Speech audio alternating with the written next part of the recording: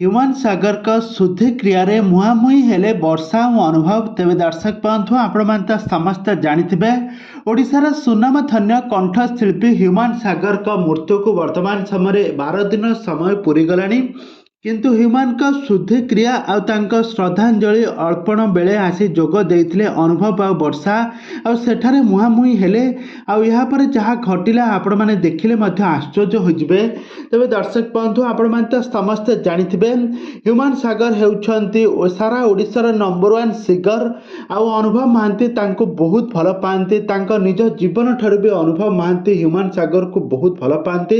କାହିଁକିନା ହ୍ୟୁମାନ ସାଗର ସବୁବେଳେ ଅନୁଭବ ମହାନ୍ତିଙ୍କୁ ତାଙ୍କୁ ଗଡ୍ ଫାଦର ବୋଲି ମଧ୍ୟ କୁହନ୍ତି। କାହିଁକିନା ତାଙ୍କ ବାପା 2021 ମସିହାରେ ମୃତ୍ୟୁବରଣ କରିବା ପୂର୍ବରୁ ହ୍ୟୁମାନ ସାଗର ସେ ଅନୁଭବକୁ ନିଜର ଗଡ୍ ଫାଦର ମାନେ ତାଙ୍କୁ ବାପା ବୋଲି ମଧ୍ୟ ମାନନ୍ତି। ଆଉ ସବୁବେଳେ ତାଙ୍କ ପାଇଁ ବହୁତ ସୁନ୍ଦର ସୁନ୍ଦର ଗୀତ ଗାଆନ୍ତି। ଆଉ ସେ ପ୍ରଥମେ ସମଥିଙ୍ଗ ସମଥିଙ୍ଗ 2ରେ ନିଜର ଗୀତ କ୍ୟାରିୟର ଆରମ୍ଭ କରିଥିଲେ। ଆଉ ତାଙ୍କୁ ସୁଯୋଗ ମିଳିଥିଲା ଗୀତ ଗାଇବା ପାଇଁ। କିନ୍ତୁ ଆଜି ତାଙ୍କର ଏତେ କମ୍ ଦିନ ମଧ୍ୟରେ ସେ ସମସ୍ତଙ୍କୁ ଛାଡ଼ି ଆରପାରିକୁ ଚାଲିଯିବେ କେହି ବି କେବେ ବି ଭାବି ନଥିଲେ।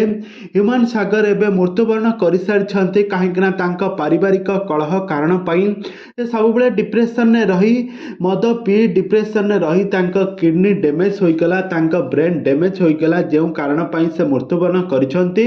ଆଉ ବର୍ତ୍ତମାନ ସମୟରେ ହ୍ୟୁମାନ ସାଗରଙ୍କର ଦେଖୁ ଦେଖୁ 12 ଦିନର ସମୟ ପୂରି ଯାଇଛି। ତାଙ୍କର ଶୁଦ୍ଧି କ୍ରିୟାରେ ଆସି ଯୋଗ ଦେଇଥିଲେ ଅନୁଭବ ମହାନ୍ତି। ଆଉ ତାଙ୍କ 12 ପିଣ୍ଡରେ ଯିଏକି 11 ଦିନ 12 ପିଣ୍ଡରେ ଆସିକି ପହଞ୍ଚିଥିଲେ ବର୍ଷା ପ୍ରିୟଦର୍ଶିନୀ। ଅନୁଭବ ଆଉ ବର୍ଷା ସେଠାରେ ଏକାଠି ହୋଇଥିଲେ। ଆଉ ଏହାପରେ ଅନୁଭବ ମହାନ୍ତି ଶ୍ରଦ୍ଧାଞ୍ଜଳି ଅର୍ପଣ କରିଥିଲେ ହ୍ୟୁମାନ ସାଗରକୁ। ଆଉ ଏହାପରେ ବର୍ଷା ମଧ୍ୟ ସେଠାରେ ଶ୍ରଦ୍ଧାଞ୍ଜଳି ଅର୍ପଣ କରି କାହାକୁ କେହି ସହିତ କଥାବାର୍ତ୍ତା ନ ହୋଇ ସେଠାରୁ ଫେରି ଆସିଥିଲେ।